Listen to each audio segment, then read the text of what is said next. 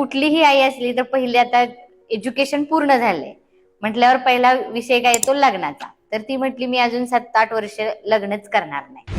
तिला आलं टेन्शन की आता ही म्हणती मग अजून 7-8 वर्ष लग्न करणार नाही. म्हणून तिने मला फोन लावून दिला. आधी फॅक्ट आहे म्हणलं, तुझं आत्ता वय किती?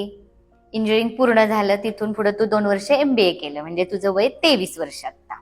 ओके, 23 मध्ये आता तुला जॉब चांगलाच पाहिजे कारण तुझं एज्युकेशन तसं झालंय, म्हणजे 2 वर्ष तरी जाणार, म्हणजे झाले 25 वर्ष.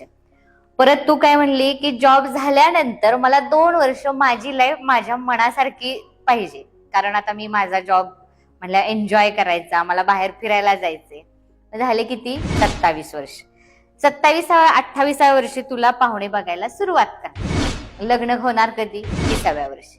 पुन्हा काय म्हणणार 30व्या वर्षानंतर आता मला काय लगेच बाळ नको का, तर मला आता हे मॅरेज लाईफ एन्जॉय करायचं. बाळ कितव्या वर्षी होणार? 32-33व्या वर्षी. मग म्हटलं हा विचार केला का शेवट बाळ पाहिजे? सगळं झाल्यावर शेवट एक तरी बाळ हवंय. ओके, हवंय का? हो म्हणली, पाहिजे. मग म्हणलं तू ह्याचा विचार केलास का की ते बाळ कसं होईल? तू तुझ्या आईला कितव्या वर्षी झाली? म्हणलं विचार. आणि म्हणून तू हेल्दी आहेस. मग मेंटली असेल, फिजिकली असेल, एज्युकेशन, ऑल पर्सनॅलिटीनी. मग तुझं जर 33व्या वर्षी बाळ होणार असेल तर ते कशावरून हेल्दी असेल?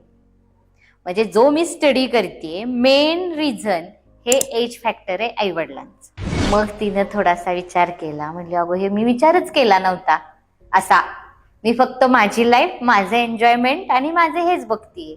नाही म्हटली मी जरा थोडंसं चेंज करते.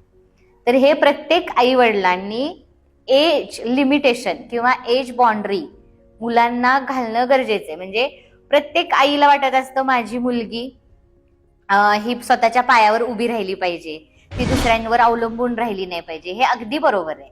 म्हणजे आत्ताच्या काळात प्रत्येक मुलीनं हे स्वतःच्या पायावर उभं राहिलंच पाहिजे.